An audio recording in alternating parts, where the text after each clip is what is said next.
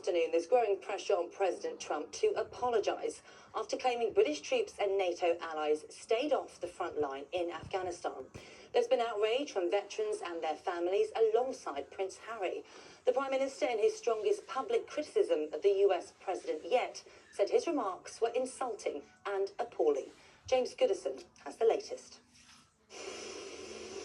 Touching down from Davos, it's been more than 24 hours since Donald Trump's comments about the armed forces shook the transatlantic alliance. You know, they'll say they sent some troops to Afghanistan or this or that.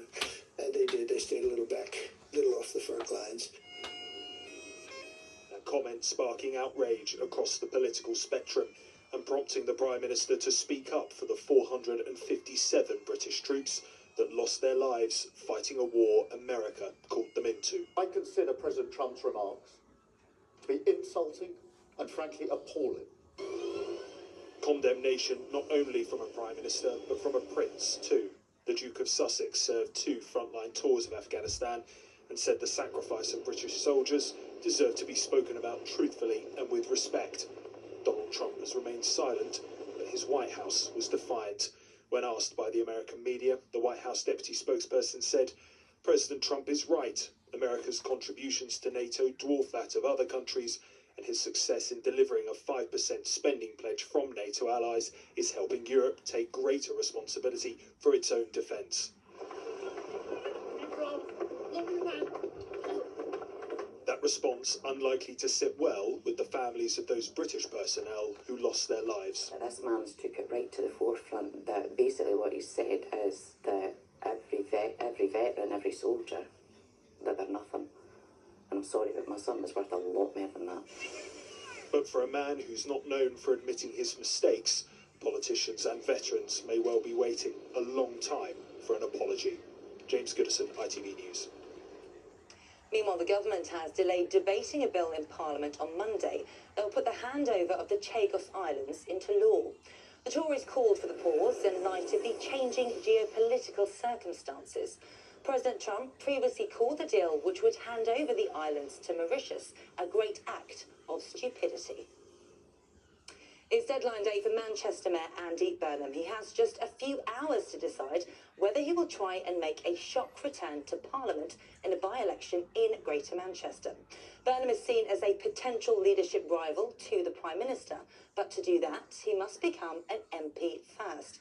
Well, our political correspondent, Fred Dimbleby, is in central London, where a number of MPs are gathering this lunchtime. Fred, how big a moment is this? Well, it's hard to overstate how significant this is, not only for Andy Burnham, but also for Sir Keir Starmer. Neither man is here, but a lot of the talk here has been about them, with that deadline of 5 p.m. looming, when Andy Burnham has to tell the National Executive Committee of the Labour Party, this group that effectively runs the Labour Party, whether he intends to stand in that by-election. It's then up to them to decide whether he will be allowed to stand in that by-election. And there are suggestions today that allies of Sir Keir Starmer, the Prime Minister, on that committee will seek to block him. But one of those who would oppose that move, it seems, is the Deputy Leader of the party, Lucy Powell, who said earlier today here that the best candidate should be allowed to run. It should be up to Andy and the local members who will select their candidate. And our members are very discerning and they're good at making their own mind up.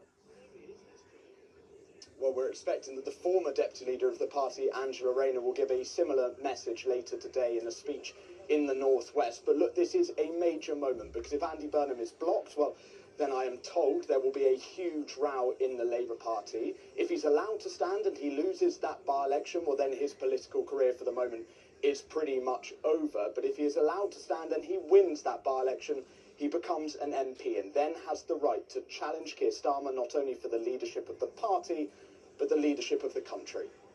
OK, Fred, thank you very much. Ukraine has condemned another series of deadly Russian strikes overnight. 1 person died and 23 were injured in the latest attacks in the cities of Kyiv and Kharkiv.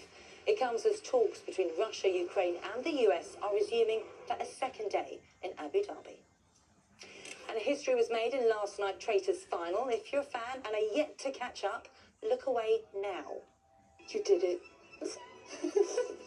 Go on, cuddle each other.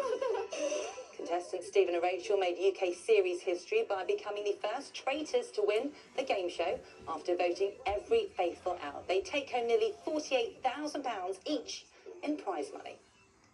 And that is all for now. We're back at 10 to 6. Have a great afternoon. Bye-bye.